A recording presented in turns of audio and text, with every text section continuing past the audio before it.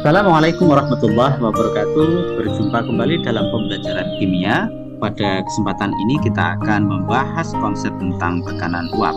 Diharapkan setelah Anda menyimak pemaparan dalam video ini, Anda dapat menjelaskan konsep tekanan uap dengan benar dan Anda juga dapat membedakan tekanan uap yang terjadi pada larutan elektrolit dan juga larutan non-elektrolit.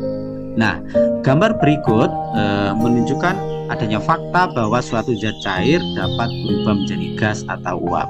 Pertanyaannya, mengapa suatu zat cair dapat berubah menjadi uap? Untuk dapat menjawab pertanyaan tersebut, mari kita simak pemaparan sebagaimana berikut. Nah, apabila sebuah gelas berisi air murni, tentu dapat kita pahami bahwa di dalam gelas tersebut hanya terdapat molekul-molekul air atau H2O, di mana pada setiap molekul air terdapat satu atom oksigen yang berikatan dengan dua atom hidrogen, yang mana pada atom oksigen ini membentuk dipol negatif dan pada atom hidrogen ini akan membentuk dipol positif, yang mana dipol-dipol tersebut akan saling berinteraksi satu sama lain membentuk suatu gaya antar molekul yang disebut sebagai ikatan hidrogen.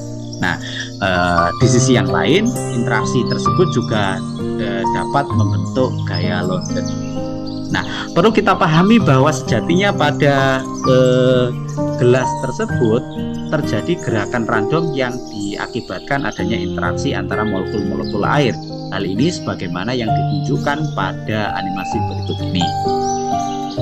Nah, ini tidak lain adalah ilustrasi yang menunjukkan adanya gerakan random yang diakibatkan oleh dipol positif dan dipol negatif pada molekul-molekul air. Pertanyaannya sekarang, apa yang akan terjadi apabila zat cair tersebut ditingkatkan temperaturnya atau dinaikkan temperaturnya? Nah, tentu ya hal ini akan berbeda gerakannya. Mari kita lihat. Nah, ini tidak lain adalah fakta yang menunjukkan gerakan molekul yang semakin cepat apabila temperaturnya ditingkatkan, dan juga terjadi jarak antar molekul yang semakin jauh antara satu molekul dengan molekul yang lainnya, dan ini tentu menyebabkan zat cair tersebut akan berubah menjadi gas sebagaimana yang diilustrasikan pada gambar sebelah kanan.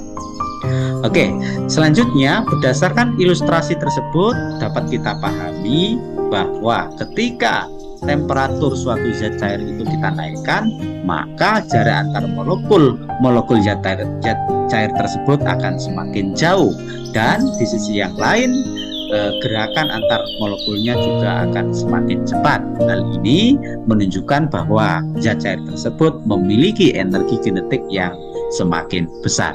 Nah, adanya jarak antar molekul yang semakin besar ini maka menyebabkan gaya antar molekulnya akan semakin lemah. Dan tentu hal ini akan menyebabkan terjadinya uap air. Nah, semakin besar temperatur yang kita berikan, maka tentu jumlah uapnya akan semakin meningkat. Selanjutnya, apakah yang dimaksud dengan tekanan uap? Tekanan uap pada suatu zat cair hanya terjadi pada sistem tertutup, di mana pada penjelasan sebelumnya diketahui bahwa zat cair dapat berubah menjadi uap apabila temperaturnya ditingkatkan. Ketika uap sudah mulai terbentuk, pada dasarnya uap akan terus bergerak sambil melepaskan energinya, hingga pada suatu ketika uap-uap tersebut akan berubah wujud menjadi cair kembali. Peristiwa ini disebut sebagai peristiwa kondensasi. Nah, ketika laju penguapan dan laju kondensasi sebanding sebagaimana yang ditunjukkan pada gambar sebelah kanan, maka sejatinya inilah yang disebut sebagai tekanan uap.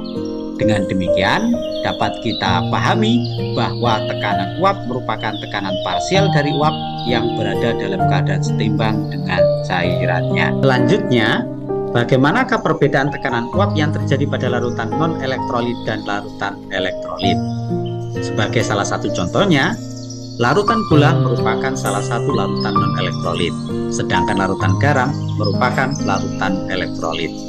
Lalu, bagaimanakah perbedaan interaksi yang terjadi di antara molekul-molekulnya? Mari kita simak penjelasan berikut ini. Ketika gula dilarutkan di dalam air, maka partikel-partikel gula akan terhidrasi, yakni peristiwa pemecahan gula menjadi molekul-molekulnya. Selanjutnya, molekul-molekul gula tersebut akan berinteraksi dengan molekul-molekul air, sebagaimana yang ditunjukkan pada animasi berikut ini. Ketika garam dilarutkan dalam air, garam juga mengalami hidrasi, yakni peristiwa pemecahan garam menjadi molekul-molekulnya. Tidak hanya itu, garam di dalam air juga mengalami ionisasi. Hal ini sebagaimana yang ditunjukkan pada animasi berikut ini.